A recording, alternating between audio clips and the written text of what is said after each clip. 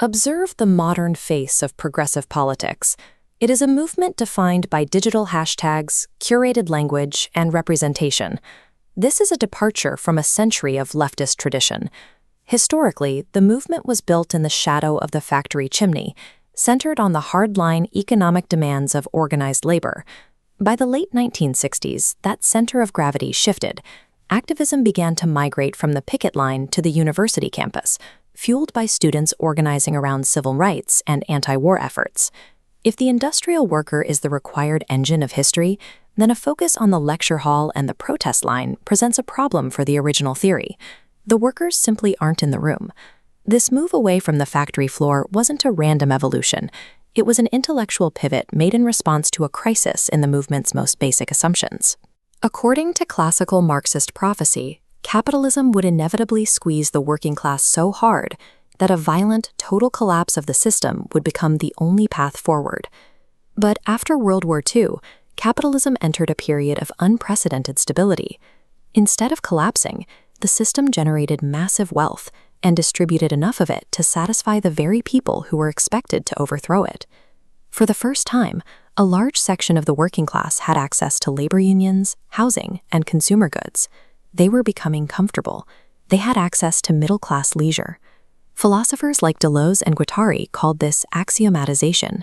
Capitalism essentially absorbed the revolutionary energy of the worker and recoded it into a desire to buy into the system. By turning the proletariat into satisfied consumers, capitalism effectively dissolved the revolutionary army that the intellectual left had spent decades trying to build. Herbert Marcuse and the Frankfurt School recognized this as a survival crisis.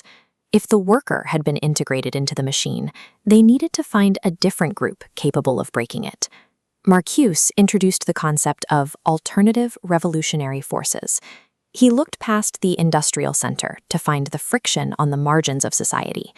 He identified students, racial minorities, and women, groups who hadn't been fully pacified by the capitalist core, as the new agents of historical change.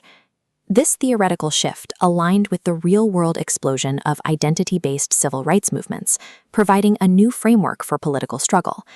Gender equality and sexual liberation were elevated from personal issues to systemic battles, expanding the front lines of activism into every corner of private life.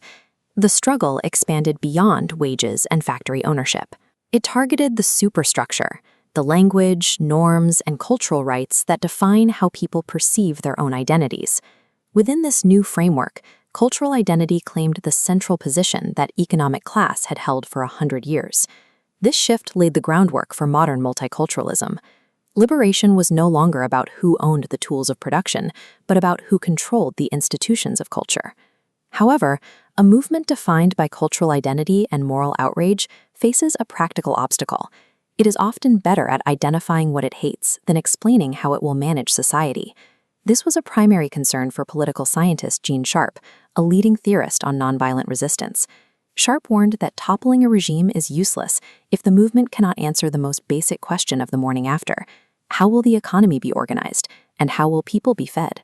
These movements became increasingly concentrated among middle-class university students, a demographic that generally pays a very low economic price for its activism. As the movement's priorities moved into the lecture hall, its focus drifted away from the material conditions of the factory floor and the rural town.